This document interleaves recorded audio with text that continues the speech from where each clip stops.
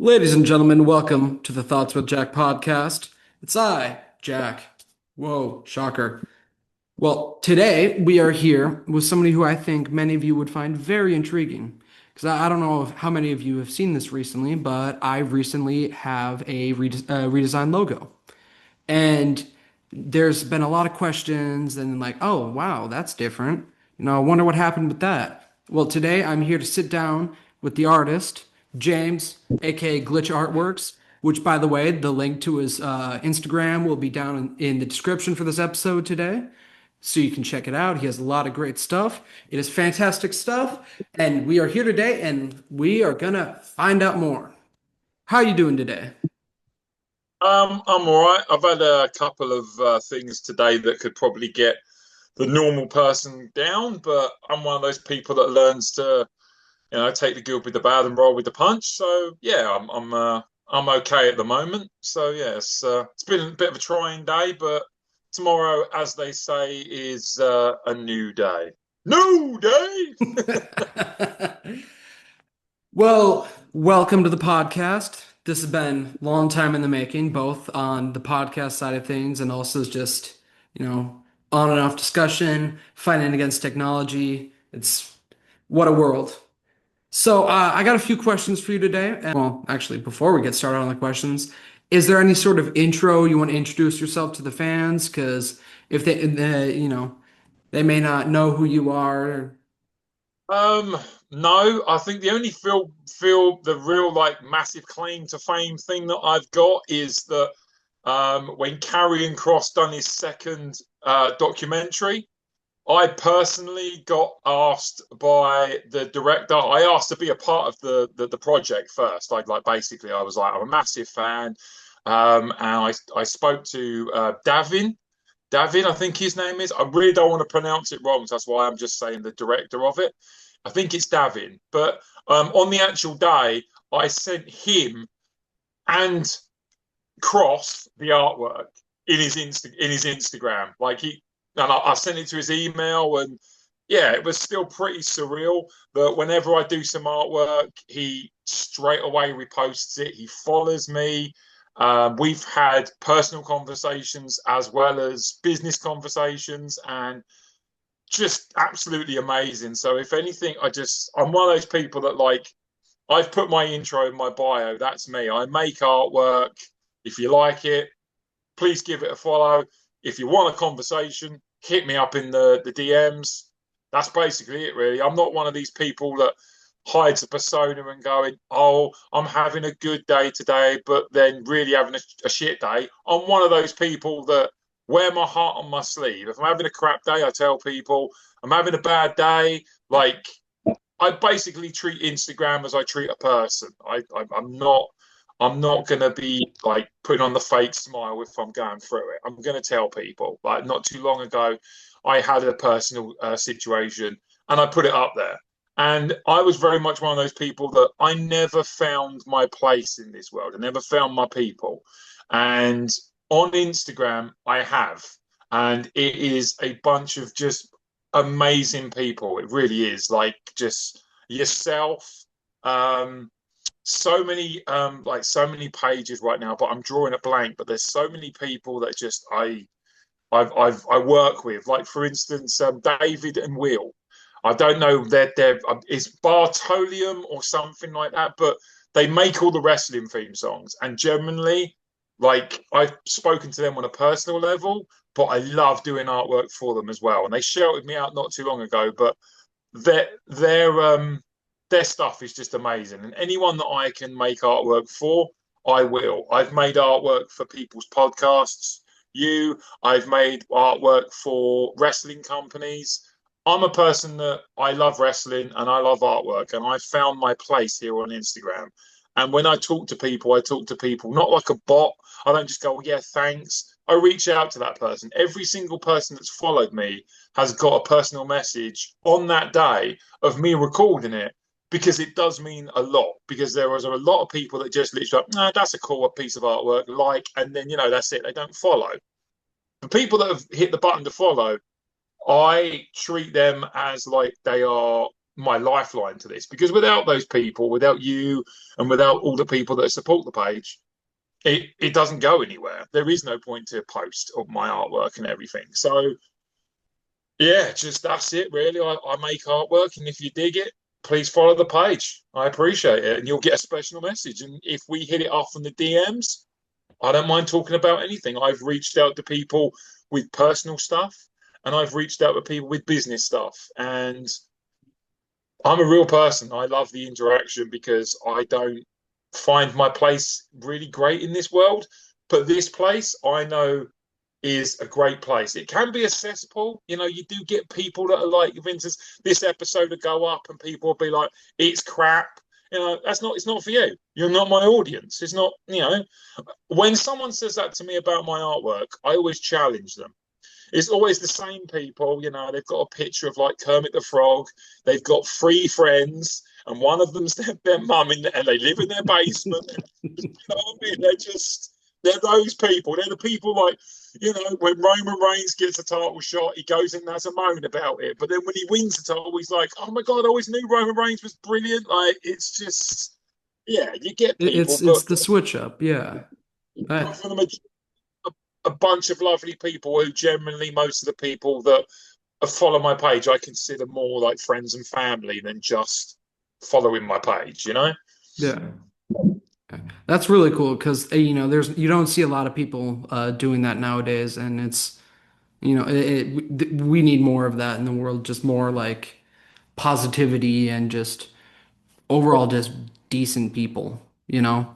Just as a little advance notice, this following portion was recorded before other things occurred, so not all of this information in regards to this interview with Glitch is entirely accurate. Not that I'm spreading misinformation, but some personal things came up and it's not quite the same. And so recently, you had discussed about the situation that you were dealing with, and you know, for those of you, just kind of fill us in on what the situation was and just how you were able to find your way through it. And you know, it was a personal situation with someone that I was in a relationship with, and I think I was looking at it like every other relationship, and I'm back in that relationship now because of my way of thinking. So many men and so many women are worried that when they meet someone, they have to not change, because if they do change, it's that person controlling them. And I've been in those relationships, I have. And this person's been in those relationships too. But generally, she is the most loving, the most caring, the most wonderful, most strongest woman in the world. And she makes me a better man when she's in my life. And when she wasn't, it really hit me hard. And it was a time where my artwork was failing and everything. And not too long ago, my phone that I did all my artwork on previously broke. She did everything in her absolute power, including buying me the brand new handset to get it working. Like, I had to put a memory card in it, a charger. She took it to a shop and got it sorted out for me so it charged properly. And within that time, I'm doing all of this. She's helping me out with bills. She's helping me out with like situations with like the way that I feel about my body, spurring me on about everything. She's just generally the greatest woman in the world, and she means the absolute world to me. And the more trouble and the more crap that we go through, I realize just how much I do love this woman. And I'm not one of these people that have slept around and like seen loads of other women or anything. I'm a relationship guy, and I have never been more invested in a relationship that I am with this person. And it's just a beautiful, wonderful experience, because even though we broke up, both of us realized that our lives were better with each other. And that was just amazing. And it's really spurred me on to get back into my fitness, to really spur on about my artwork, and she supports it. And every single Thursday, I do something which is like just for her. I put up an artwork and I make it just for her, and I make that day about her. So tomorrow, I've already made the artwork.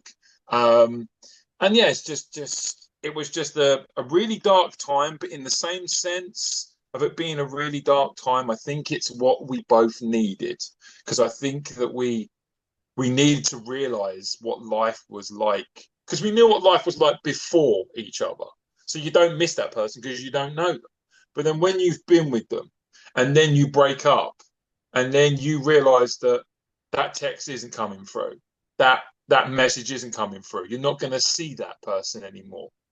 It's the hardest thing in the world. It really is. And when I got her back, I made the solemn vow that I need to be less needy and I need to find stuff more for like my own occupied time, because she's a person that is very much an independent person on her own, but she's made the conscious decision to spend their life with someone.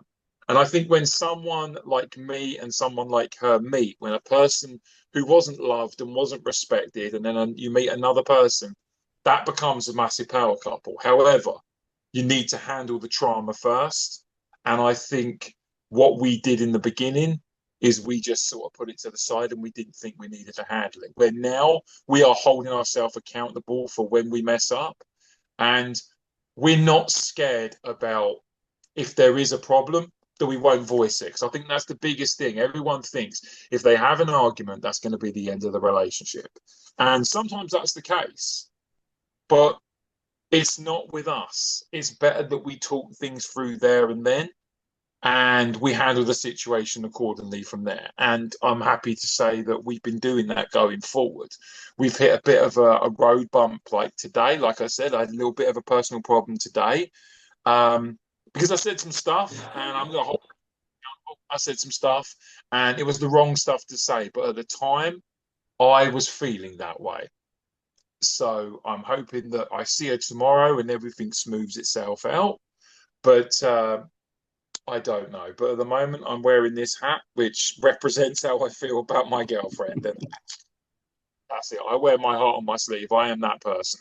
Yeah, yeah. It sounds like what you have is a partnership in its truest form, you know. And what was 100%.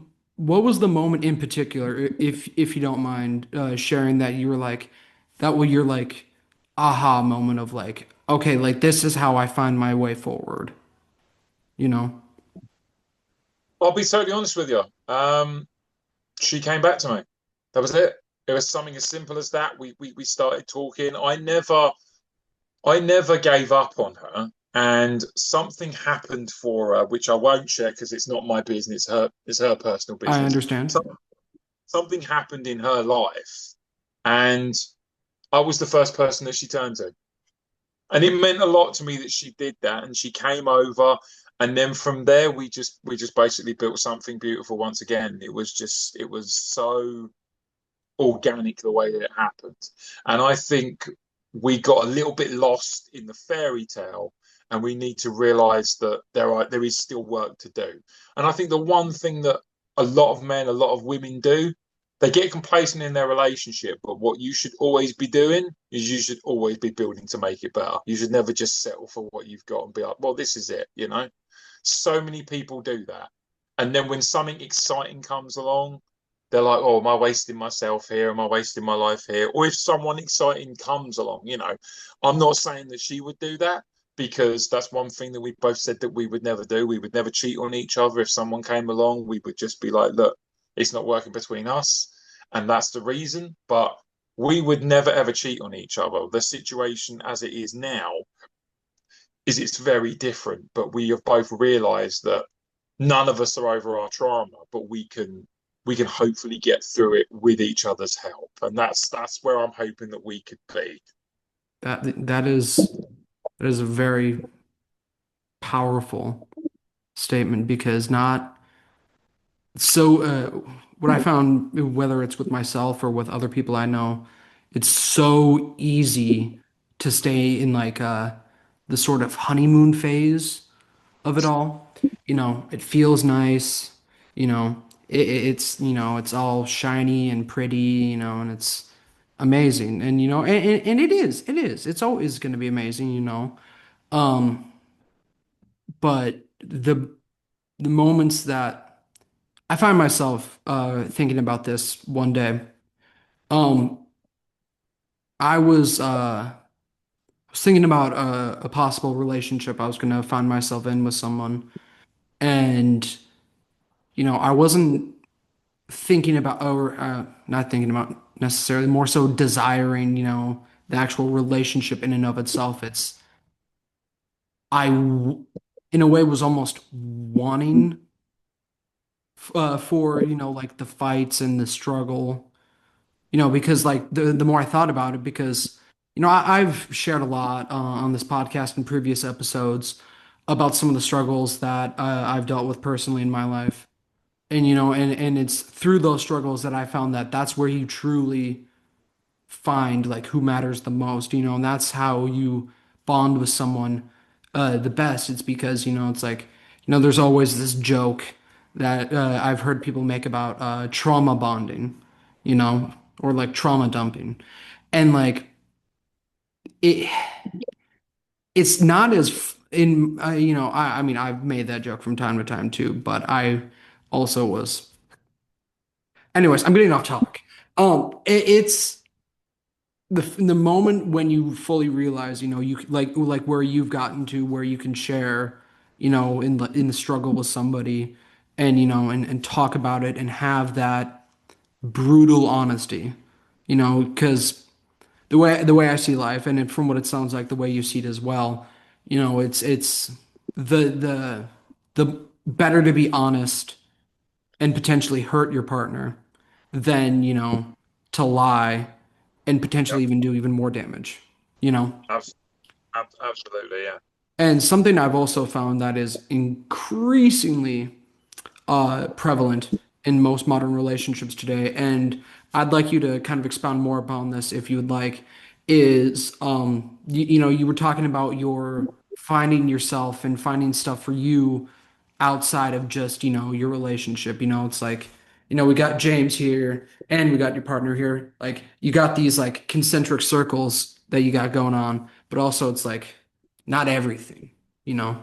So how was the journey for you to find, kind of yourself outside of the relationship? I mean, I think that's what the situation is with today. Is I think that I was because I'm a person, and I didn't realize this until I got into this relationship. But obviously, with my kids, and when I did used to talk to my family, that's a whole different subject. We can get on that if you want, but let's just pause the break on that for a bit. I mean, I suppose we should talk about it because I actually think that's where it stemmed from, my drama. I was in a family that felt more like I was in the fucking mob, generally. Like, if I didn't do anything, I felt like I was going to be punished. So I would go along and do these things. So I would like stay up late and I would be the life and soul of the party. But when I had kids, they came priority. And I didn't want to party. I didn't want to stay out late. I didn't want to do all the things that they wanted to do.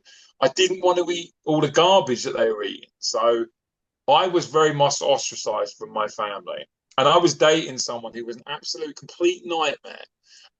And she sort of made me feel about the whole religion thing. I used to be a person that very heavily believed in God, but I was with a person who basically shoved it down my throat that I wasn't even allowed to wear a t-shirt with a skull on it because I was supporting the devil.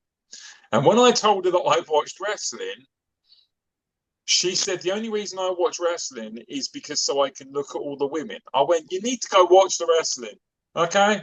Triple H is in a pair of pants. I can basically see his junk. Like, generally, we are, we're not, I'm not. And if I am watching the wrestling, I'm watching Charlotte Flair put on a 5-star match. You know what Yeah. I mean? I am with the days of the Attitude Era. Like, it was great.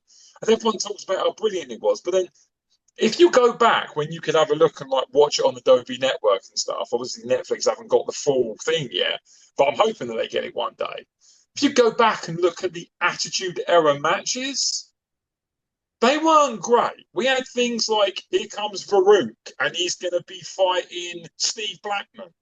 And I'm not being funny, they're both great, but that was on a Monday Night Raw. Could you imagine Triple H being like, right, what we're going to do is we're going to put together this fantastic match, and it's going to be John Cena, who's a great athlete. Yeah, okay, who are we going to put him in the ring with? Well, we're going to put him in the ring with some jobber, like, someone that we're just going to try out. There'd be uproar. Like, it's one of those things of like, everyone said the Attitude Era was great, yeah, but there was a lot of potholes. And I think with the whole situation with everything now, of the entertainment value that we get now, like some people, they're still going to be complaining about it. But I guarantee anybody to go, right, here's your roster, here's your other roster. You put on a 2 hour and a 3 hour show, go for it. Most people are going to fumble the ball. They're going to pick all of their big stars in one match, and then they're going to fumble the ball.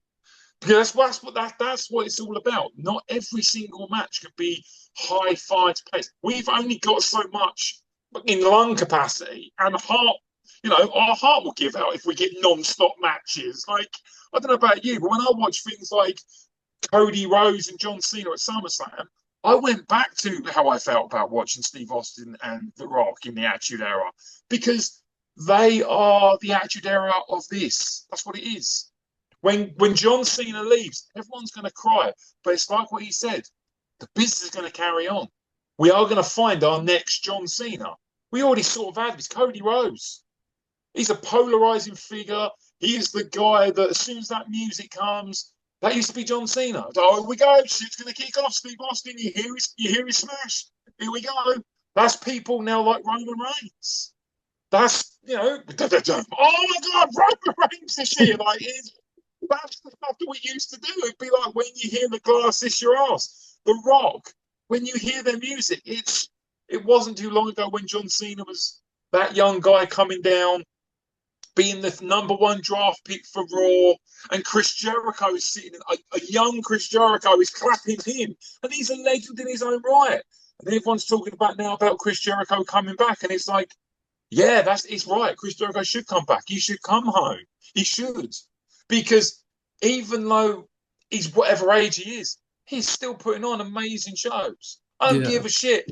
It's not like 2002 Shawn Michaels and Chris Jericho matches, or Shawn Michaels. But if he got back in there, it just goes to show when they done that match with Undertaker, Kane, Triple DX basically versus the Brothers of Destruction.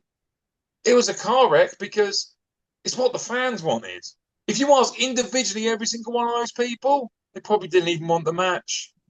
Like, Kane's mask fell off, he lost his mystique. Shawn Michaels is, in my opinion, the greatest wrestler to ever lace boots. But that's the last match you're ever going to show anyone if you want to be like, oh yeah, check this match out. If you want to know, we've all got that list of matches. Like, oh, you want to know what wrestling's all about?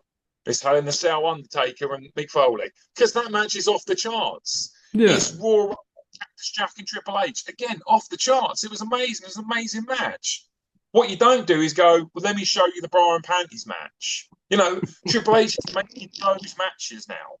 The matches that my son will remember watching is Cody Rhodes and John Cena when he came back. And everyone saw what his performance was like at WrestleMania. But like we said, he was a heel. He wasn't meant to make you like him. You're meant to hate that match. John Cena and Cody Rhodes SummerSlam was the match that everyone was expecting at WrestleMania.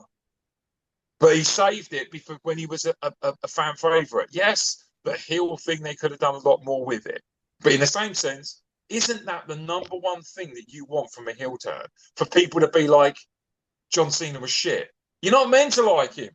You're not meant to like him. He's a heel. And there's so many heels out there that do the heel work. Dominic Mysterio is one of them. You don't even hear anyone anymore. When Dominic talks, they let him talk.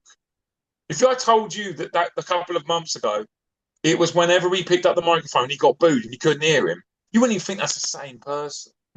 Like, he's going to have John Cena's last pay-per-view match. He's the big things for Dominic Mysterio. He is going to, like, genuinely. But if you looked at him in the Judgment Day when he first joined, you'd be like, well, obviously it's Finn Balor's the big thing, or it's not going to be Rhea Ripley's the big thing, or Damian Priest. they've all had their chance. They've all had their time. Personally, I think Finn Balor should be getting used a little bit better. But I I think, agree. I think personally for me, Judgment Day's run its course. Yep. I would think the only people that are really holding it together is Finn Balor and Madonna. But they've lost their titles. They don't need to anymore.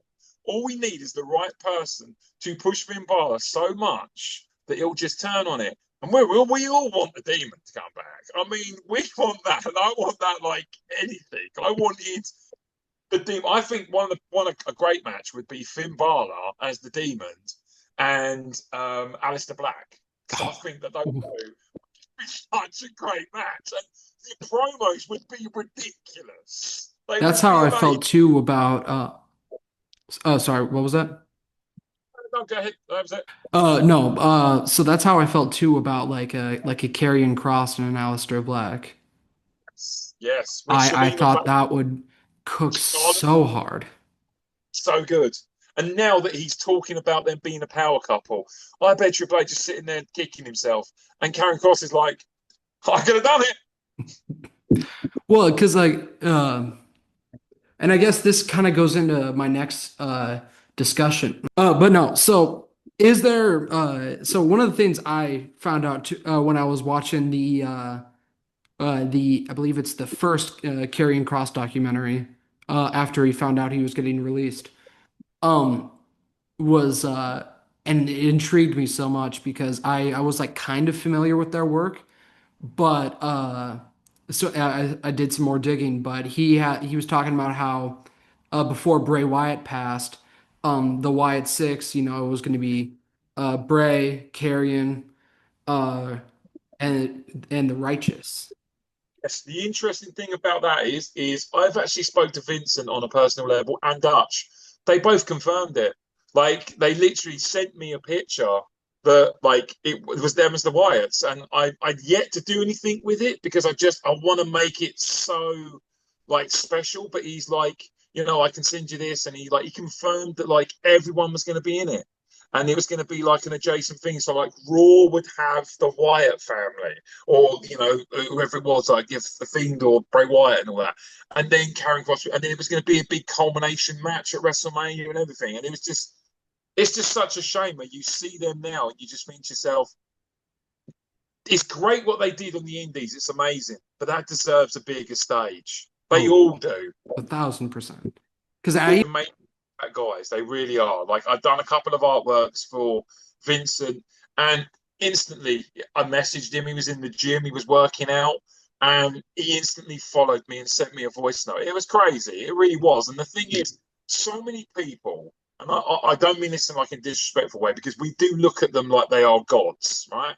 But so many people are so down to earth, but there's so many people out there that just treat them like they're like gods. It must be really daunting for them. I speak to him on a personal level. I speak to Carrion on a personal level, Cross on a personal level. I know him as Kevin. He even introduced himself, name as Kevin. He said, you can call me Kevin. And he's like, I assume your name is James. And I'm just like, this is amazing. I did an artwork for them.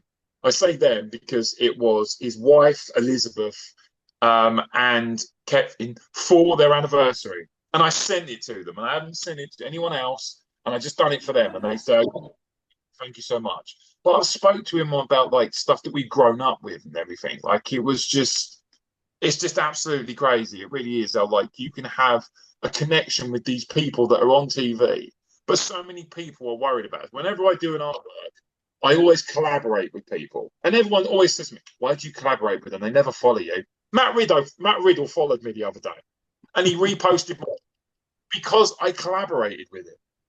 Like, I don't get the whole stigma. They can see it. And if he looks at it and he's just like, I'm not doing that, bro. I'm not following that guy. Then he won't follow me. It's no big deal. But he didn't. He looked at it and he followed me. And that's how you get ahead. So many people they're so worried about like not like bothering people and stuff. Yes, they're busy, but they will look at the thing and they will treat you because they remember.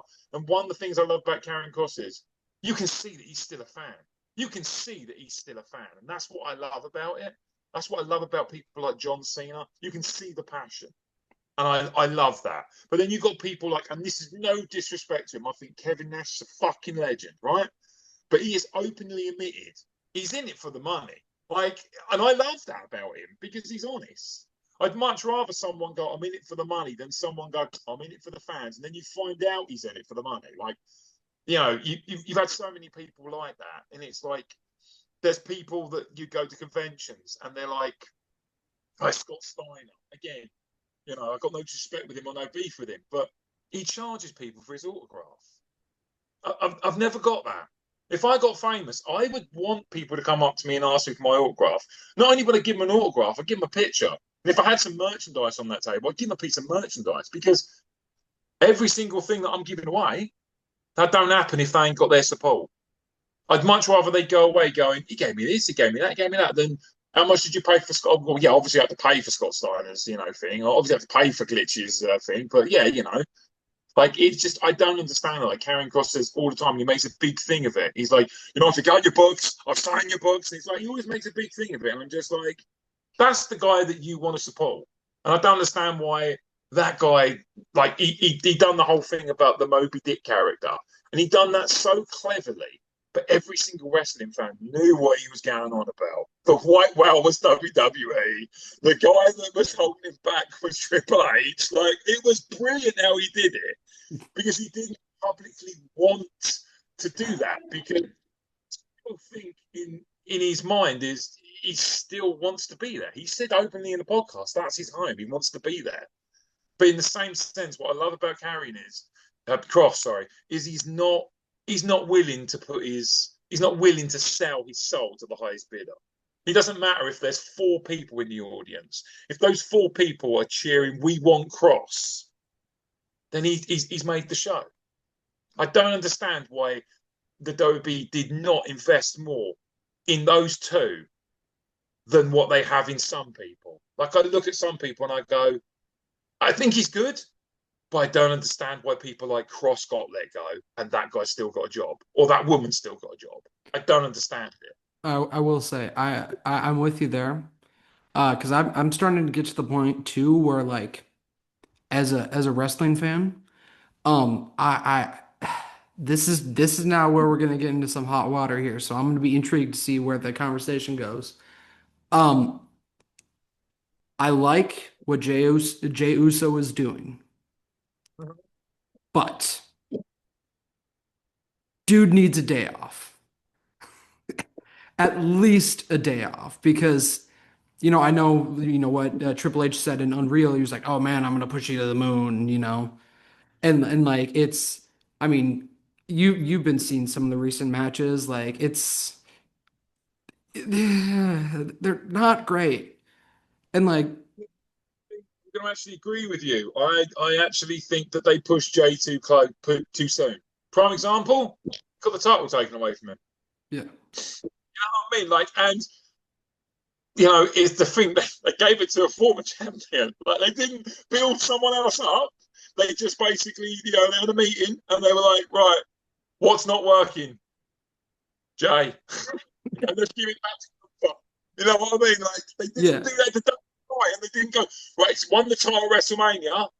It's not working. The yes movement took off. And the yeet movement is great. And no disrespect to him. I know he puts the work in. Don't get me wrong. But I'm going to be totally honest with you. I don't think Jey Uso deserves to be in that tournament. I don't. Give it to someone. I don't agree. I don't agree either. Yeah, no, there's loads. I don't. I'm like, yeah, great. But like, I was more excited when the NXT guys got in there. I'd love to see a match between Javon Evans and John Cena. Okay, like, so I actually have some notes about that. So the last time is now tournament. What are your thoughts on that so far? Because the whole setup of it, is like SmackDown, Raw. Have this tournament because I knew from day one, before they even announced him, it's going to be Gunther. That is the person that John Cena has, through the whole entire of his career, fought against. The one guy who believes that wrestling should be boring and, all that. John Cena's all about fun. You've got, in arguably one of the most best technical wrestlers going today, Gunther, versus 5-move Doom John Cena. That's how you're going to build the match. John Cena is a great performer, one of the greatest. He is the greatest, in my opinion. I'm a massive John Cena fan from day one. Like when he was rapping, I thought he's awesome. He's so good. He just doesn't get the push. And like they shot him to the moon, and it was amazing. And I don't care how much they shoved John Cena down my throat because he always delivered. The situation back with the whole situation with Jey Uso is he shoved down our throat so much, but he doesn't deliver. The match with CM Punk, he's all over the place. Yeah. CM Punk the head because he was making this best in the world look shit. Let's be honest with ourselves. Yeah, it's like was really good. Yeah, it's Jey Uso. Jey Uso reminds me a little bit of Sandman in ECW. You know, because he has the great entrance, fantastic entrance, gets everybody excited. You know, comes in through the crowd. You know, you don't watch the match for the match. You watch it for the entrance. I mean, Jey Uso on paper in the Usos, phenomenal. Like, so good. He works amazingly. Now, here's a hot take for you. Okay? If anybody should be getting the push, I think it should have been Jimmy. 100%. I'm a Jimmy guy. I am a Jimmy guy. Jimmy Uso, to me, has always been the better Uso. He's always been the more funny one. He's always been the better wrestler. If you go back and look at the Usos tag team history and read it's always him that got the pin. It's always him that, you know, but they push Jey. And I get it. It's like the Hardy Boys. Everyone's like, oh my God, Jeff's amazing. I'm a Matt guy.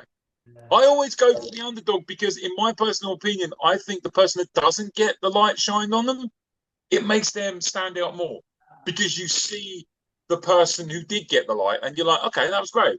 No, that was good. It was good. But in my personal opinion, some of the best matches on SmackDown and some of the most entertaining segments when everyone was like, oh my God, you know, SmackDown and Raw, they're just really like boring and they're like their own thing. Because everything has that. In my personal opinion, Matt Hardy was VIP when he was teaming with MVP and when he was feuding with MVP. Like the segments were amazing, the matches were fantastic. Like there were people like, you know, there were decent people in the main events, but I would still be like, that's really good. Yeah, no, it was good, but the Matt Hardy segment was amazing. Personally, for me, and I don't understand this, my standout star, if I'm running NXT, if I'm Shawn Michaels, I'm booking Briggs to the fucking moon. That guy is money. The best match I saw on NXT for a long time was when he fought his tag team partner. I can't remember his name, and I don't want to butcher it. But he was the guy. Who? Brooks. I think it's Brooks Jensen. No, the other guy that he teamed with. I don't want to be disrespectful. I'm not racist, but the Japanese or Yoshiki Inamura. I can't even handle that. No, not at all. Him, yeah. One of the best matches I saw in it. It was so entertaining. It was so well done, and it didn't even have a lot of story behind it. But then you look at something like, you know, the Javon Evans and one of the top drawers at the moment, without a shadow of a doubt, Ethan Page. Like the guy is so good, so good. When he goes to the roster, to the moon, that guy is. He's money in any way. Like the matches that he's had since having the North American title have just been the matches. Like the main events were great, but the Halloween Havoc match for me, the standout one, was his match, 100%. And there were some great matches on that. But yeah, I don't understand. That's the people I would have put in the John Cena tournament. People that John Cena hasn't faced. Yeah. Like. I mean, there was a rumor going around that this tournament was going to happen and it was going to be good for. And I turned to my son and I was like, I knew from the time that John Cena came back announcing his retirement tour, they need to push someone big. They need to make a statement with wrestling. Yeah. Gunther is the number one guy. Unless Kurt Angle's going to come back or Shawn Michaels, he's the guy that runs rings around anyone in a wrestling ring. I'm I, not talking about fanfare and oh, he's entertaining. But when you get down to it, in my personal opinion, right now, the best technical wrestler in the entire industry is Gunther. He is phenomenal, and he wins with a fucking clothesline. He hasn't even got a set of moves. He just gets the job done. You're yeah.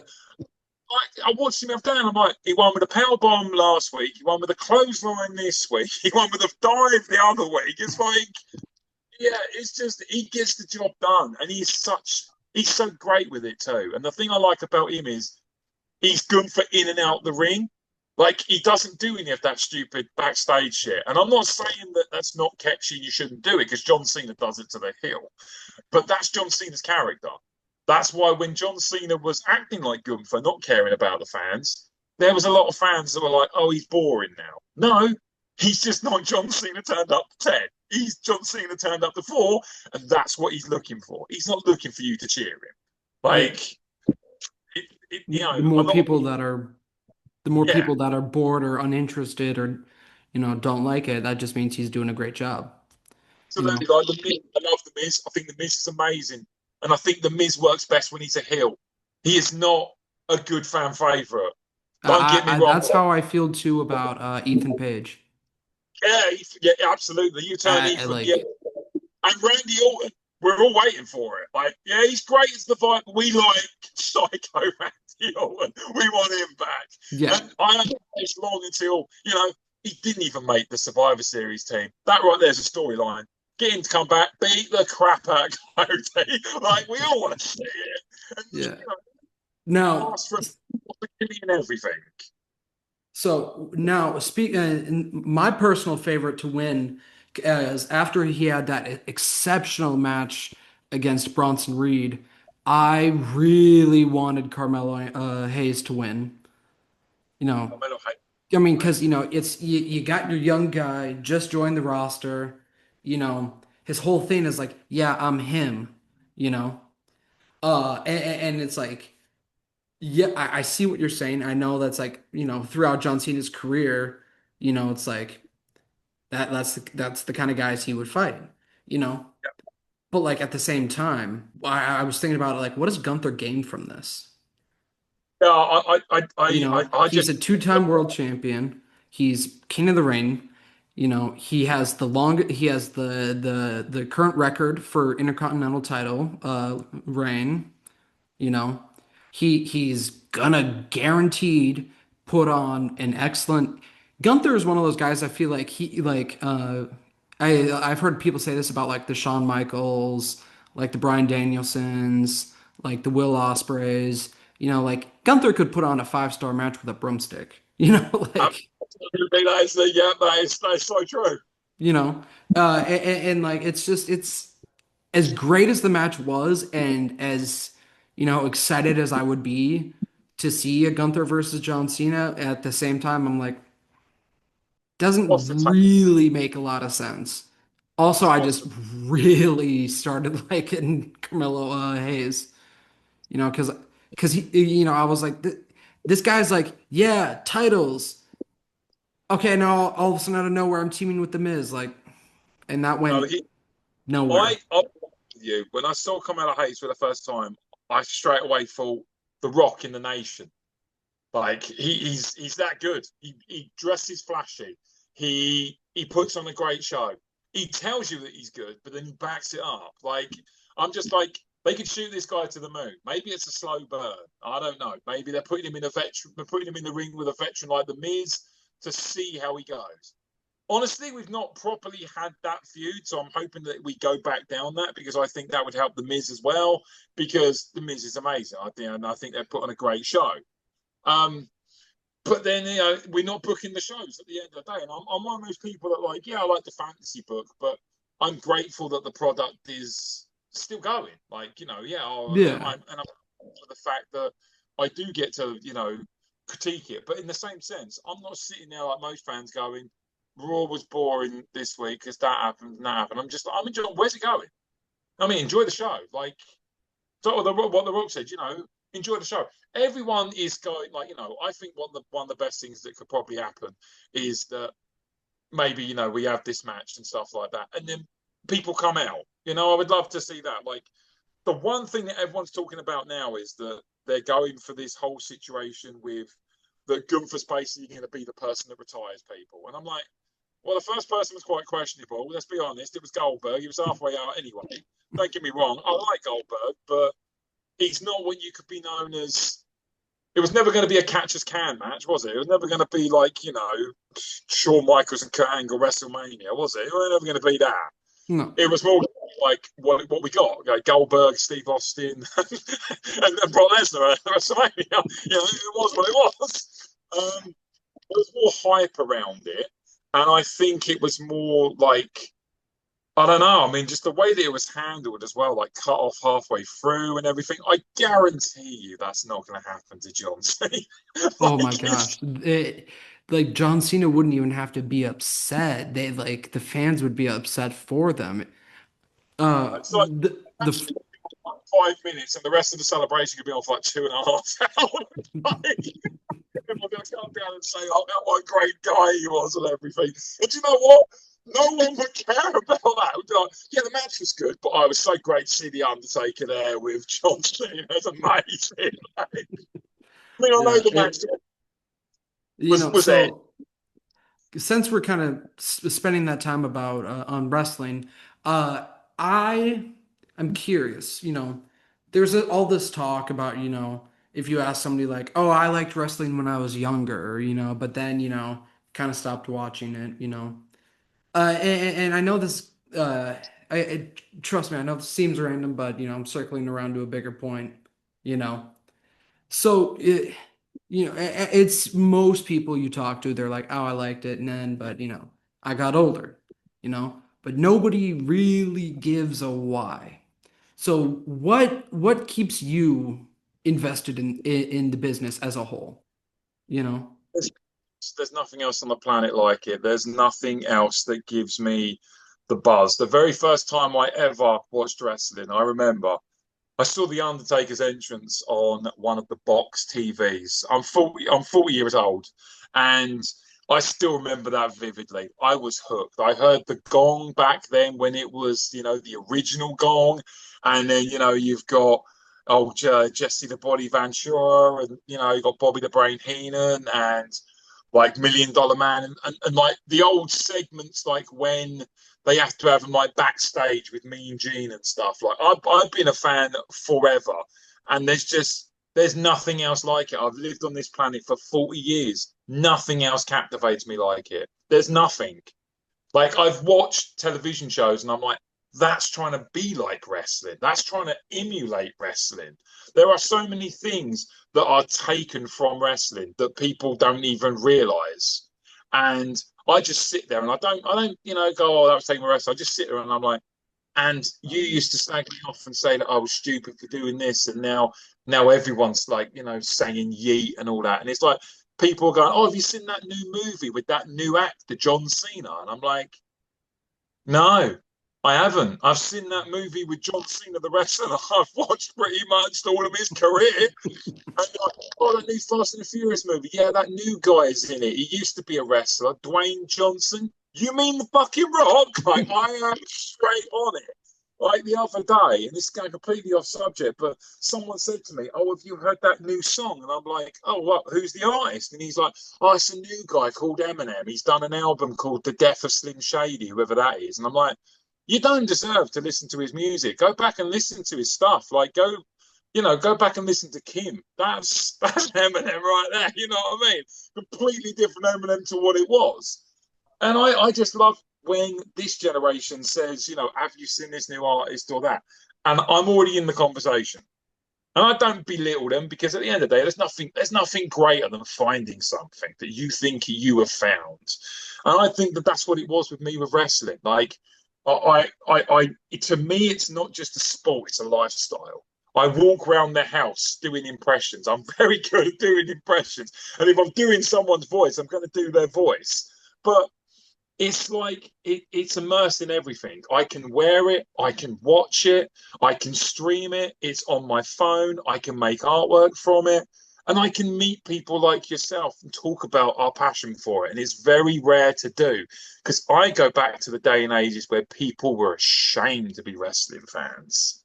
Or what, you watch a bunch of men, sweaty men in a pair of pants. It's like, yeah, you're damn right I do. It's the hottest thing on Netflix right now. Like, forget all the stuff that you're watching. Opening night, it was the hottest thing for 2.5 weeks.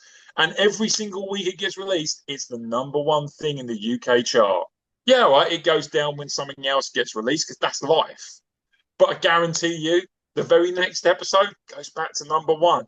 And that's the thing where everyone is moaning right now about ticket prices and all of that. I've never seen wrestling like a big pay-per-view. I've never seen it. I've met Seth Rollins once, and it was at a show with a Brighton show, and I've seen John Cena wrestle. So I've seen wrestling 3 times in my life. And each time I've never gone away thinking, oh, I'll never get that experience of a WrestleMania. That's my number one goal.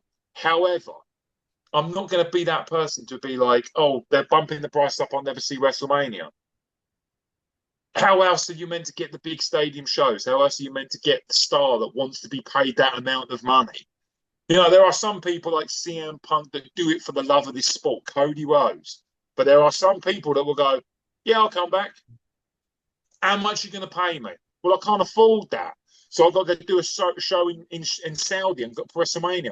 That was the biggest mindfuck to me. I think that's the only time that I really properly wanted to like chime in with all the people going, Triple H has sold out. I'm like, he damn right he's sold out. He's sold out every single arena he's ever laced out boots on. That guy is a genius. Yeah, well, I will say something that, speaking about the WrestleMania in Saudi Arabia, thing that really irritated me the most was about that. And like, I'm not trying to like tell like Triple H and Nick Khan, the CEO of TKO, to tell them how to run the business, but like, why would you go through the effort of having The Rock announce WrestleMania 43 in New Orleans? Because you remember, I think it was back at Bad Blood.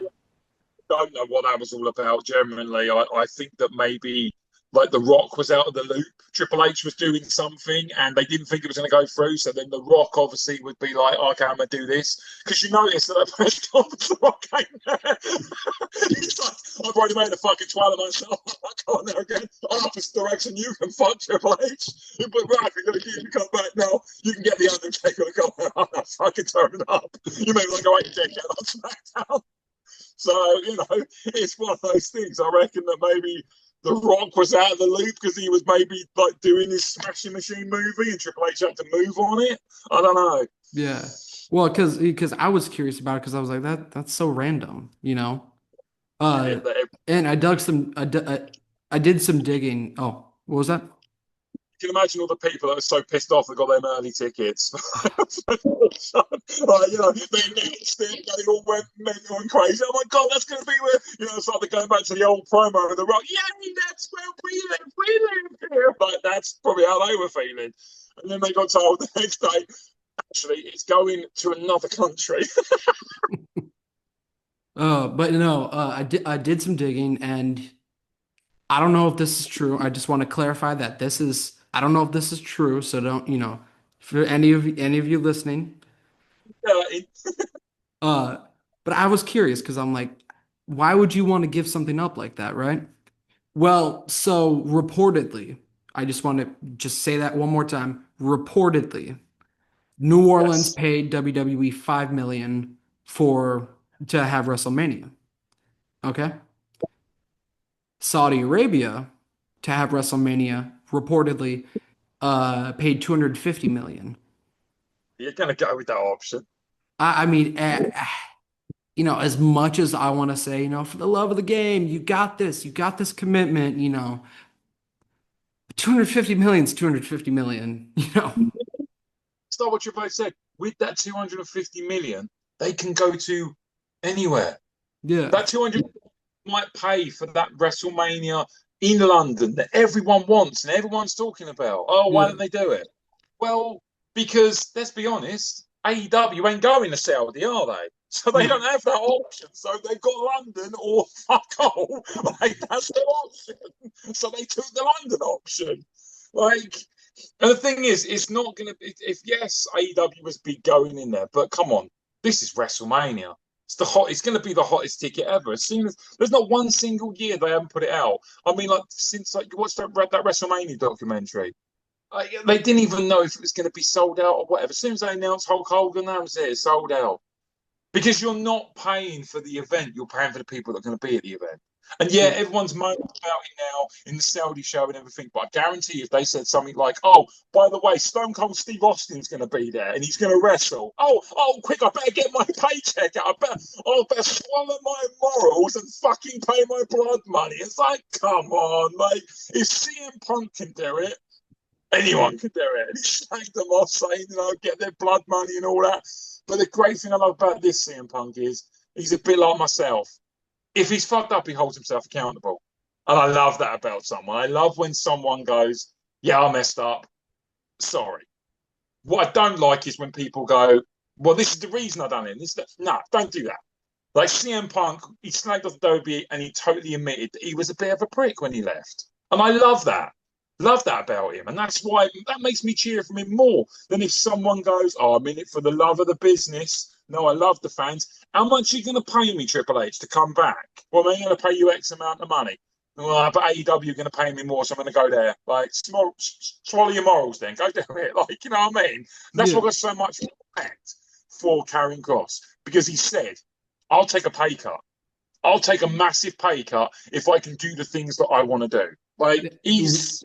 What I really respected too was like they had a contract for him, you know, but like it was only for him, and he said no with unless Scarlett was going to be there too, which Yes. it, I love the loyalty of that man. I really do. I love the loyalty of that man. And it's not just to his wife. He has gone back to the company that made him. And let's be honest, there's not many people that are going to see those shows. He done that thing for Chris Bay, and I did the artwork for it. And out of that, I got the wrestling company to follow me. Chris Bay commented on it, and Karrion Kross reposted it. And it's just stuff like that that's done for the love of the business. It's amazing. It really is. Like there should be more of that. But I understand that the WWE is a machine and it has to keep running no matter what. And at the moment, people like Triple H are going to get all the backlash and all the shit. But he is. But Triple H he had that whole time when he went through when Shawn Michaels left, when Kevin Nash left, when Scott Hall left. He ate the shit. And that's one of the things that I really thought that he was going to see in Karrion Kross. They done the same thing with him. He ate the shit and he stayed. And he ate the shit and he stayed. And he ate the shit and he stayed. Until eventually he just couldn't eat the shit anymore because they let him go. We need to remember that. He never said, oh, I'm leaving. They let him go.